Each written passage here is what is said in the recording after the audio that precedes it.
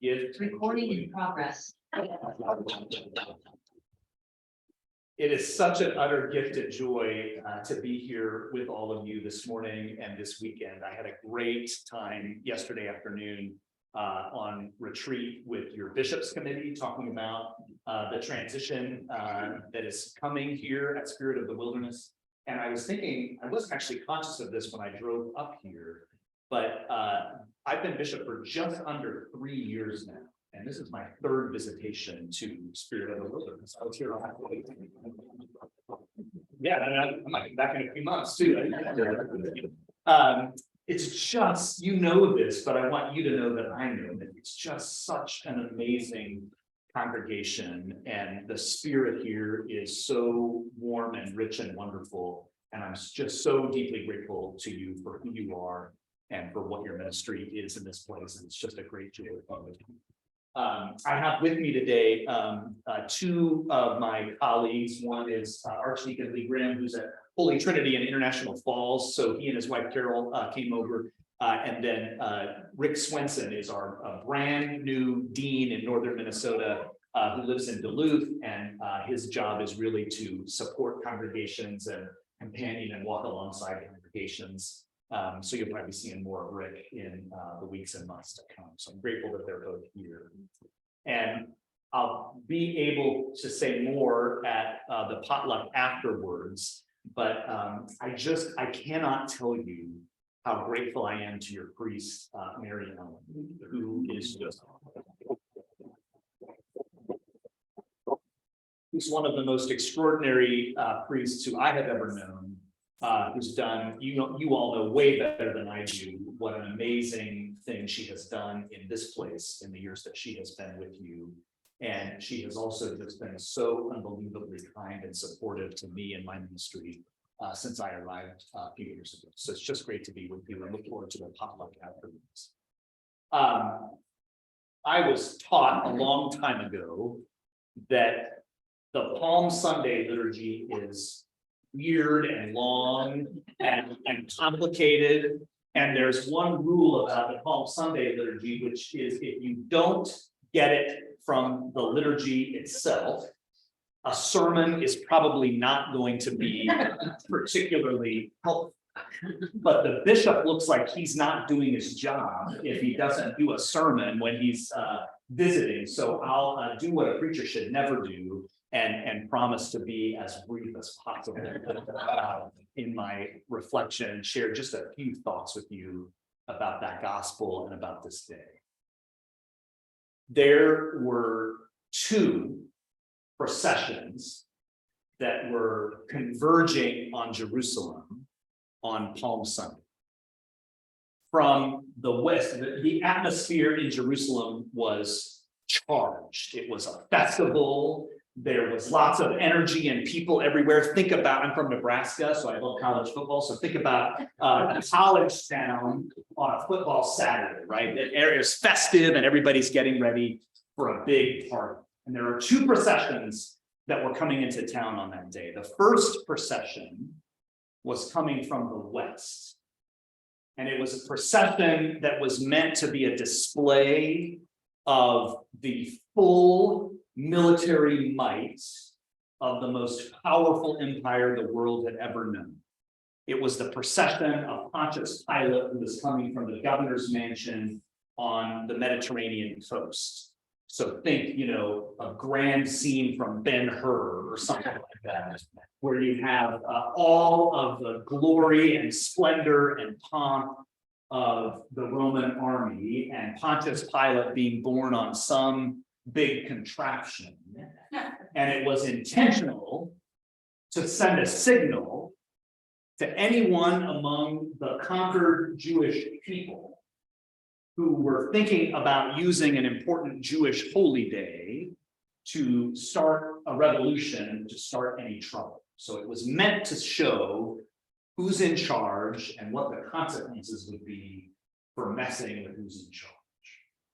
That procession was coming in from the west.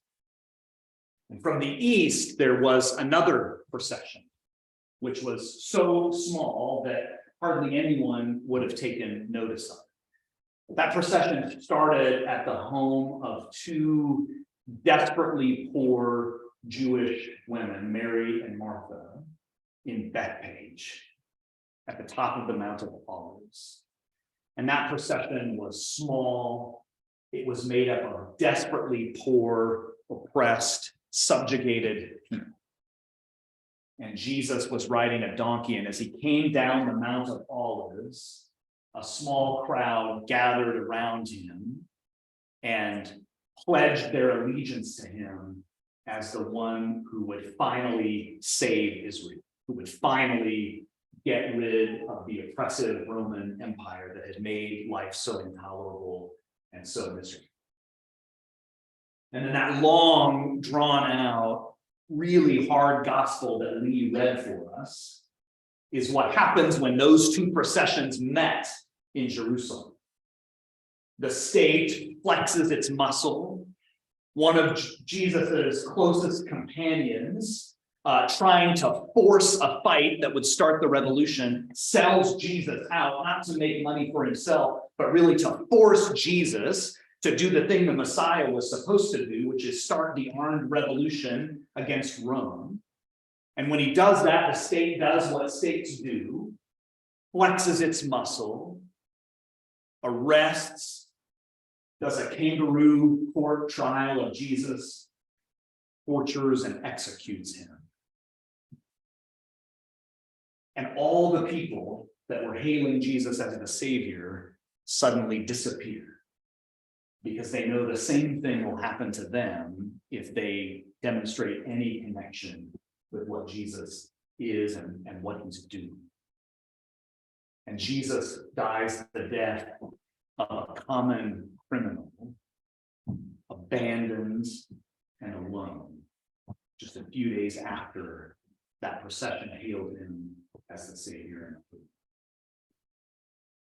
And what's really remarkable about Jesus's death and his trial and his suffering is that he does not make any defense.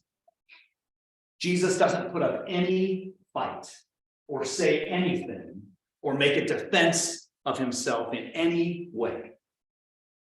So think about that for a minute. Jesus saves the whole world by refusing to save himself. Jesus saves the whole world by refusing to be one more violent actor on a global stage that is full of nothing but ongoing retaliatory violence. And so when Jesus dies, if you noticed in that gospel lesson, when Jesus dies, there are all these crazy things happen, right? The temple's curtain is torn in two, and like dead people suddenly rise out of the grave, and like all this weird stuff. And the point of all of that is really to communicate to us that that moment of Jesus's death, where he puts up no defense, where Jesus saves the world by refusing to save himself, reveals to us the very depth of God's own heart. If you want to know who God is and what God looks like, it is Jesus dying willingly, vulnerably, without defense, without fighting back on the cross. That is the heart of the universe and the heart of who God is. That moment shows us unmistakably and irrefutably and settles forever the fact that God is on the side of the procession that was coming from the east.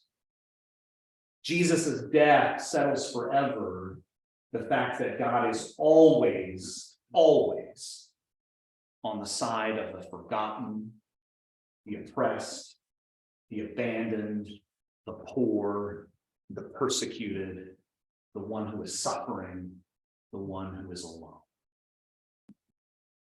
That's the side that God always takes. And it's a moment that reminds us that the way of salvation and the way of liberation is not by being the biggest and most violent actor on a violent stage, but by walking the way of love, which meets the horrors and horrendous evils in the world with self-giving love poured out from the heart of God. Those two processions are always happening in our worlds. Those two processions are ongoing in our world. You can see those two processions in everything from the struggles that happen on a global stage between nations to the things that happen in schools and offices and homes. And you can see those two processions happening if you look in the depths of your own heart. We, on the one hand, are always, as human beings, doing the thing that the Roman Empire was trying to do, trying to figure out how do we secure ourselves? How do we make things stable for ourselves? How do we get the things that we need at whatever cost they will have, no matter who or what part of God's creation we have to extract and exploit to give us the things that we think we need and deserve. And all over the world, all around us, all the time, poor and the oppressed and the suffering and the lonely cry out for love and relief and justice. The earth itself cries out for love and relief and justice. So the question that's put to us by Palm Sunday and by the week to come, Holy Week that is coming, is which procession are you going to be part of? All of us get one life, and we get to decide which procession we're going to be part of. Are we going to be part of the procession that says the point of life is to get what we can at whatever cost, to secure ourselves, to build ourselves up, to put our faith in our own powers and abilities?